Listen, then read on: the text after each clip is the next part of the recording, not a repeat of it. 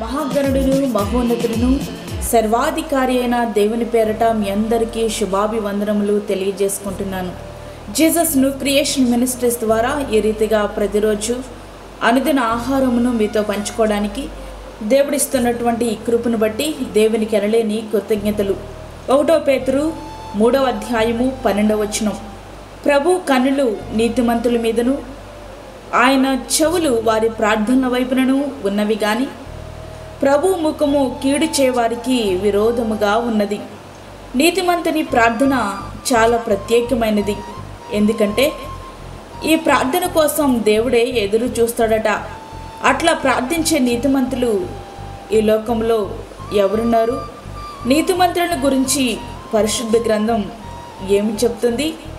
నీతిమంతుడు లేడు, ఒక్కడునూ లేడు, గ్రహించువాడెవడునూ లేడు, దేవుణ్ణి వెదుకువాడెవడునూ లేడు, అందరును త్రోవ తప్పి ఏకముగా పనికిమాలిన వారైరి. రోమా 3వ అధ్యాయము 11, 12 వచనములు. అసలు నీతిమంతుడే లేడని పరిశుద్ధ గ్రంథం సెలవిస్తుంది.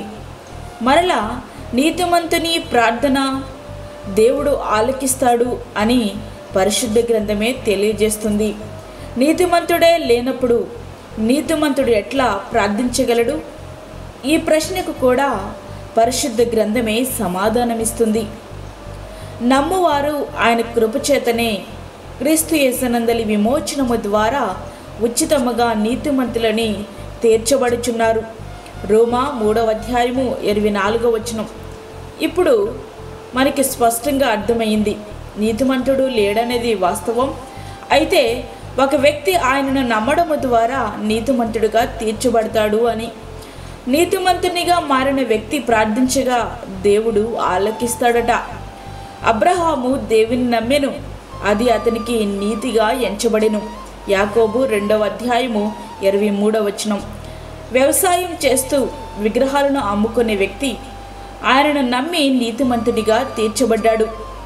ఇంతకీ మనము నమ్మవలసినది ఏమిటి? మొట్టమొదటిగా మనము పాపులమని, రెండవదిగా కోడెల రక్తం, గొర్రెల రక్తం, మేకల రక్తం మనల్ని విమోచింపలేకపోయిందని, మూడవదిగా యేసయ్య నీ కోసం బలిగా మారడానికి ఈ లోకానికి వచ్చాడని, కల్వరిలో సిలువ వేయబడి మరణించి తిరిగి లేచి ఆరోహణమై తండ్రి దగ్గరకు వెళ్ళాడని, మనకు నివాసములు సిద్ధపరిచి మనలను అక్కడికి తీసుకుని వెళ్ళడానికి తప్పక ఆయన రాబోతున్నాడని నీవు నమ్మాలి. ఈ విషయాలను నమ్మి నీ పాపములు ఒప్పుకుంటే నీవు నీతిమంతుడుగా తీర్చబడతావు. ఒకనికి పోలీసు ఉద్యోగం వస్తే గవర్నమెంట్ అతనికి యూనిఫామ్, గన్, జాయినింగ్ ఆర్డర్ ఇట్లాంటివి ఇస్తారు. మరి మనము నీతిమంతులుగా తీర్చబడ్డామని మనకి ఎట్లా తెలుస్తుంది? దీనికోసం మనకు సర్టిఫికేట్స్ ఏమీ ఉండవు. అది దేవునికి మనకును గల వ్యక్తిగత సంబంధం. ప్రియ స్నేహితుడా, వాక్యం వింటున్నటువంటి ప్రియమైన దేవుని బిడ్డ, నీ జీవితంలో అంతకుముందు ఎన్నడూ లేని గొప్ప సమాధానాన్ని నీవు పొందుకుంటావు. తర్వాత నీవు చేసే నీతి క్రియలు సంఘములో, సమాజంలో నిన్ను నీతిమంతునిగా నిలవబెడతాయి. ఆయన పరిశుద్ధుడు కాబట్టి మనమును పరిశుద్ధముగా నీతియుక్తముగా జీవిస్తూ ప్రార్థించగలిగితే నేరుగా అది దేవుని చెవిని చేరుతుంది. అందుకు యేసు నమ్ముట నీ వలనైతే నమ్మువానికి సమస్తమును సాధ్యమే అని చెప్పారు. మార్కు సువార్త 9వ అధ్యాయం 23వ వచనం. ప్రియ స్నేహితుడా, సమస్యను చూచి భయపడుతున్నాము తప్ప ఆ సమస్యను పరిష్కరించగలిగే దేవుని పైన నమ్మకం ఉంచలేకపోతున్నాం. నీతిమంతులు చేయు ప్రార్థనల మీద ఆయన కనుదృష్టి ఉంచుతారట.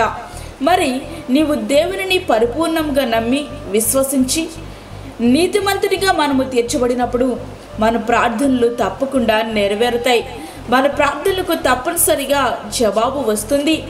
కనుక ప్రియమైన దేవుని బిడ్డ, పూర్తిగా దేవుని యందలి విశ్వాసముతో ప్రార్థిద్దాం. దేవుణ్ణి పరిపూర్ణముగా నమ్ముదాం. నీతిమంతులుగా తీర్చబడదాం. ఆ రీతిగా ప్రార్థిద్దాం. ప్రార్థన ప్రతిఫలాలు అనుభవిద్దాం. అట్టి కృప ధన్యత దేవుడు మనకు అనుగ్రహించునుగాక. ఆమేన్. వాక్యమైనటువంటి ప్రేమైన దేవుని బిడ్డలారా, ప్రార్థనలో ఏకీభవించండి.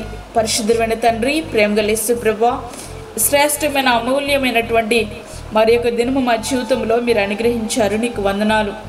ఈ దినమంతటికి కావలసినటువంటి నీ కృపను, నీ సన్నిధిని మాకు తోడుగా ఉంచండి. ప్రతి విధమైన శోధన, కీడు, ప్రమాదము, తెగుల నుంచి మమ్మల్ని మీరు తప్పించండి ప్రభువా. ఏదైనా కార్యక్రమంలో నీ సహాయం మాకు దయచేయండి. అదే రీతిగా బలహీనులను బలపరచండి.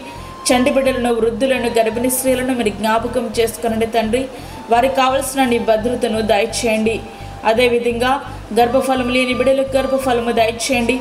అప్పుల బాధలతో ఇబ్బంది పడుచుండి బిడ్డల యొక్క అవసరతలు మీరు తీర్చండి ప్రభువా.